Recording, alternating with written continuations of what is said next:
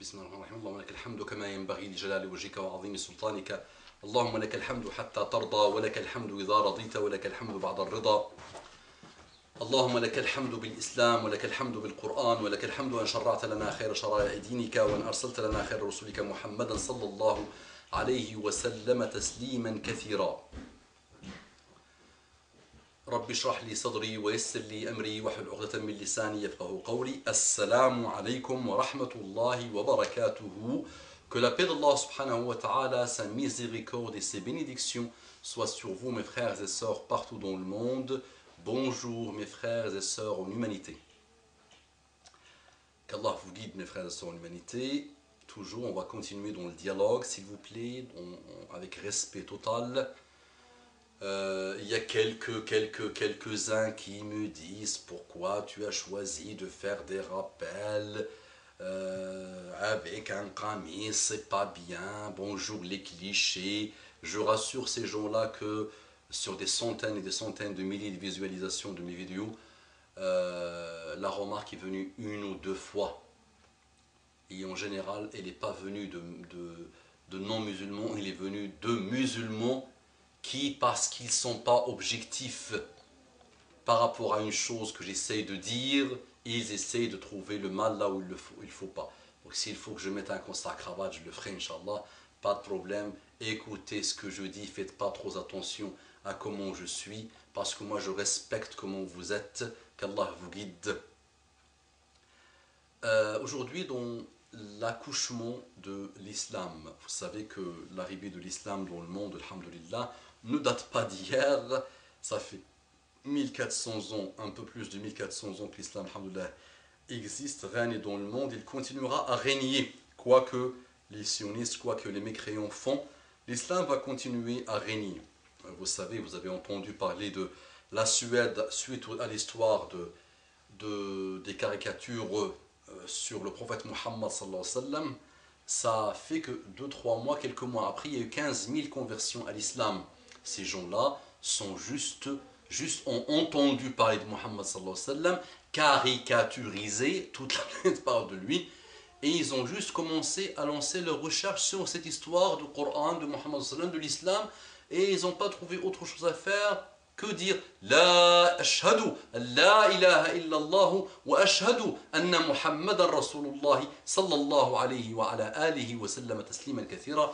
Donc plus vous combattez l'islam, plus l'islam continue à régner, à se propager. Donc là, il faut arrêter de le combattre, et il vaut mieux essayer de le comprendre, parce que c'est la question de futur de la planète, c'est la question de votre futur à vous, quel que soit votre âge aujourd'hui, de futur de votre enfant, de vos petits-enfants, quel que soit votre âge, l'islam est là, passera par là, sera là. Donc, s'il vous plaît, essayez plutôt de le comprendre, et n'essayez pas de le combattre, parce qu'on combat un fikr, on combat une manière de penser. On peut dialoguer, on peut argumenter, mais tu ne peux pas combattre une religion complète qui n'a pas laissé un seul domaine de la vie, où il n'y a pas le hasard, où il n'y a pas le relativisme.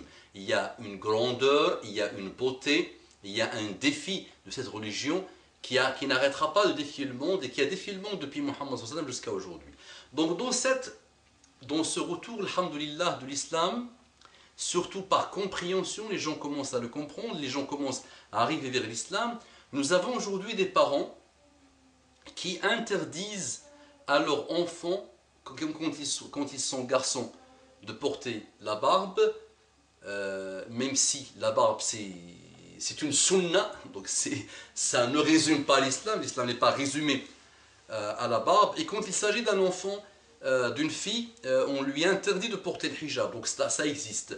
Donc pour ceux qui n'arrêtent pas de nous dire le hijab, le niqab, il est imposé par le mari ou par le frère ou par la mère ou par le père ou par n'importe qui, je leur apprends aussi que dans la communauté musulmane aujourd'hui, il y a beaucoup de femmes, beaucoup d'hommes qui souffrent à cause du cas inverse. Qu'est-ce que vous allez leur faire cela? Vous allez sortir une loi, Inch'Allah, comme la Burqa Gates, comme la loi sur la Burqa Gates, l'affaire Burqa Gates, là, le SMS, la manipulation, tout ça, ces malheurs-là. Vous allez nous faire quoi? Vous allez sortir des lois? Il faut sortir des lois. Comment des parents peuvent interdire à leurs enfants, garçons, d'être dans l'islam, intérieur et extérieur, et comment ils peuvent interdire à leurs filles aussi d'être dans l'islam, intérieur et extérieur. Les signes de l'islam. Voilà. Donc, je dis à ces parents, craignez Allah subhanahu wa ta'ala, ittaqullah. Ittaqullah. Un jour, vous allez vous présenter devant Allah subhanahu wa ta'ala. Allah يجازيكم خافوا من الله سبحانه وتعالى. راه واحد النهار غيتوقفوا قدام الله سبحانه وتعالى وغادي يذكركم بالمصائب اللي درتوا وبهذا الحرب التي اعلنتموها على الله سبحانه وتعالى. وردوا معايا البال مزيان الله يجازيكم بخير، خلوا اولادكم يرجعوا للدين الصحيح، لانهم الا رجعوا للدين الصحيح انتم الاولين اللي غادي ينفعوكم. Donc je dis à ces gens-là, ces parents, qu'Allah les guide, taqullah, craignez Allah subhanahu wa ta'ala, et sachez que si vos enfants rentrent, manifestent leur islam, le vrai, sincère, c'est d'abord bien pour vous, parce qu'ils vont avoir un excellent comportement avec vous jusqu'à votre mort. Ils ne vont pas être égoïstes, ils ne vont pas vous jeter dans des maisons de retraite, ils ne vont pas vous manquer de respect, mais préparez vos enfants.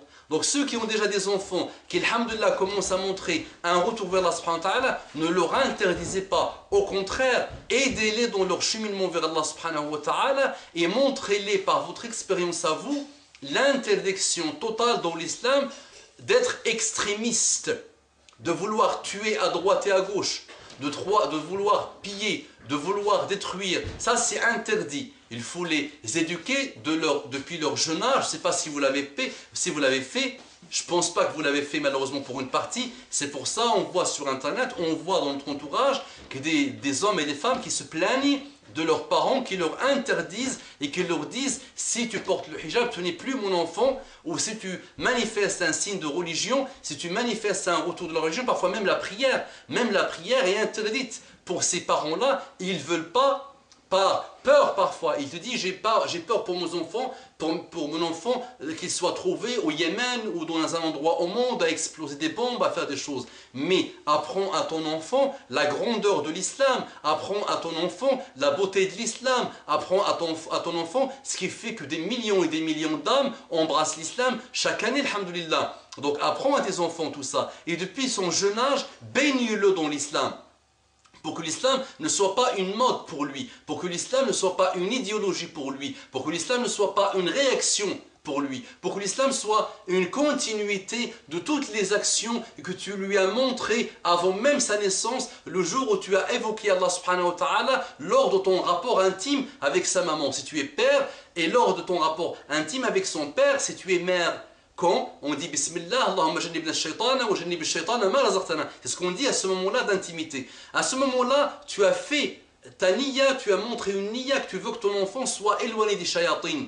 Maintenant, il faut que tu sois dans la continuité. Apprends-lui. Et si tu n'as pas fait tout ça, si tu ne l'as pas éduqué sur une éducation musulmane, si tu ne lui as pas montré la tolérance de l'islam, et si tu vois qu'à un moment donné de sa vie, il montre un signe, soit par sincérité totale à retourner vers l'islam, ce qui est aussi, alhamdoulilah, mawjoud, qui se trouve, alhamdoulilah, soit par une réaction, ou par une mode, ou par une idéologie, tu dois quand même ne pas lui interdire. Parce que plus tu lui interdis, plus il devient violent, plus il ne comprendra pas, plus il va dire qu'il est éjecté, qu'il est stigmatisé, que même ses parents sont contre lui. Et là, il devient toi contre lui, le monde contre lui, et là il n'a pas une autre pensée autre que partir au Yémen, se préparer un peu pour venir exploser des bombes dans le monde, par ignorance malheureusement. Donc s'il vous plaît, ne rajoutez pas le feu au feu, messieurs les parents, aidez vos enfants à retourner vers Allah subhanahu wa ta'ala et demandez pardon à Allah subhanahu wa ta'ala si vous n'avez pas fait le nécessaire depuis leur naissance pour ce qu'ils soient dans l'action de l'islam et non pas dans la réaction de l'islam. Parce que la réaction de l'islam, oui, elle existe, elle peut être dangereuse parce qu'on s'abreuve de choses qu'on n'a même pas compris, qu'on n'a même pas les bases nécessaires pour comprendre et qu'on n'a même pas fait le repentir nécessaire pour retourner vers Allah subhanahu wa ta'ala, juste une réaction à une dangerosité d'un monde, à une lourdeur d'un monde, à une fermeté, à un racisme, à une islamophobie d'un monde où on commence à manifester des signes mauvais. Donc, messieurs les parents, encouragez vos enfants, aidez-les, mettez-les dans l'action islamique, non dans la réaction, et ne leur dites pas si tu portes le hijab, ou si tu portes la barbe, ou si tu fais ta prière, tu n'es plus mon enfant, c'est interdit par l'islam, c'est haram. Taqullah, Allahumma salli wa sallim ala habibina Muhammad sallallahu alayhi wa sallam.